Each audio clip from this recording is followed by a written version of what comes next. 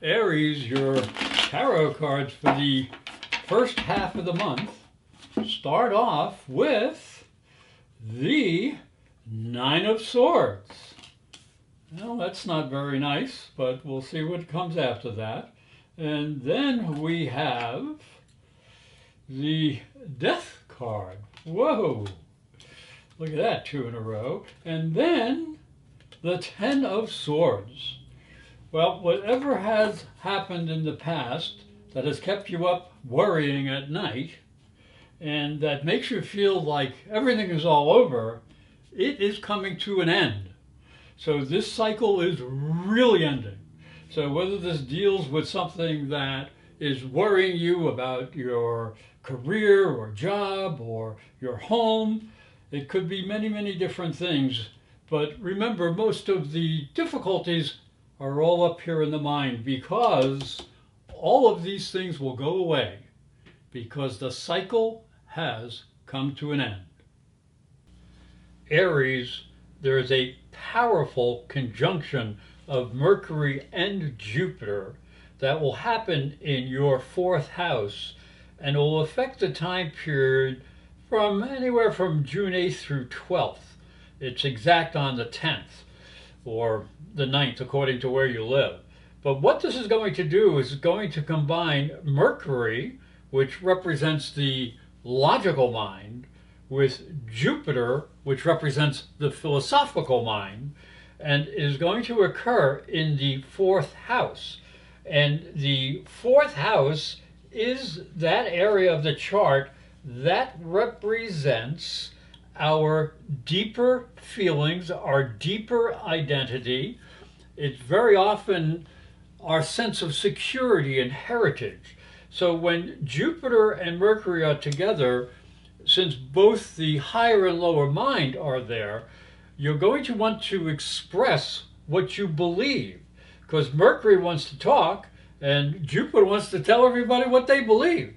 Now, a lot of the things that you may talk about is your foundation, what it is that makes you feel rooted on this earth and what is important to you, what your beliefs are.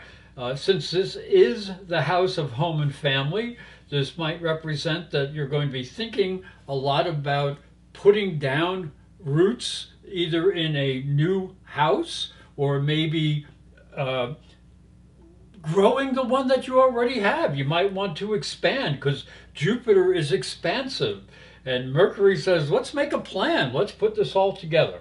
Now, the only thing that you have to be careful with is not biting off more than you can chew. Because, again, Jupiter tends to expand, and Mercury is all up in the mind. So do be careful with making plans and make sure they have some sort of practical basis to them, because this is a whole new foundation that is coming into your life, and it has spiritual and emotional and psychic and all these energies that are coming together in your fourth house that really give you a new sense of belonging. Aries, the tarot cards for the second half of the month are the Nine of Wands, the Five of Pentacles, and the Ten of Wands. Well, it seems like you have been struggling, and you may feel that life has sort of left you out in the cold, that there's nothing that is promising or that is happy.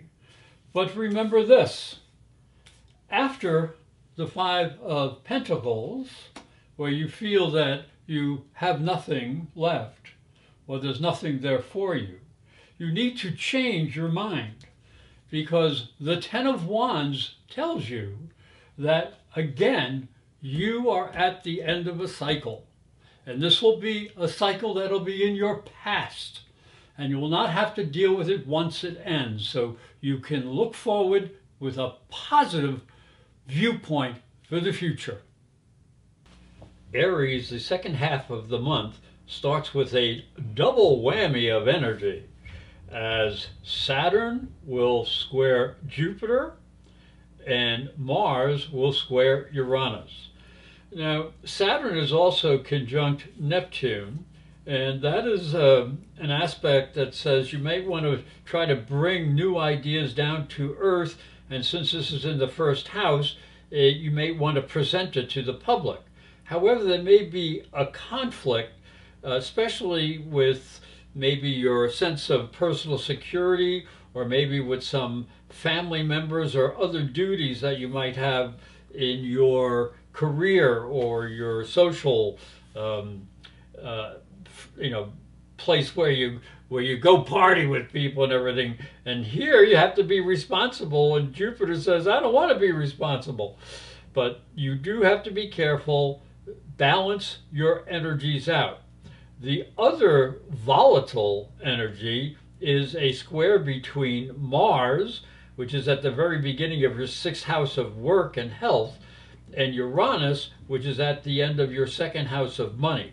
So you're going to have to be very careful with how you do your work. Make sure you're going to be very responsible. Make sure you're not being too pushy or you don't have any fights with anybody, because this is an explosive energy. And you may also have to be very careful with money and your personal resources. So make sure you don't spend more than you have, because that could hurt your financial future, and you don't want to do this. So again, there's all this energy. It really is going to be flowing through the first week of the second half of the month. So the third week of the month is where all this volatility is. So do be a little bit careful, do be a little conservative, and think twice before you jump. Thank you for watching, and thank you for listening. And if you would, I'd appreciate if you'd hit the like button under my video and share them with your friends, because it's free. And also, if you would like to order your own private psychic and spiritual reading, or natal or transit astrology chart, and the transit chart is for the year to come, you can go to my website, professorastrology.com, and you'll find a link on the top right-hand side of the website for psychic and spiritual readings.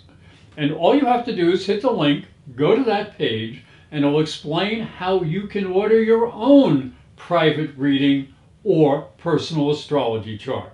And again, thank you for watching, and I hope you have a fabulous month.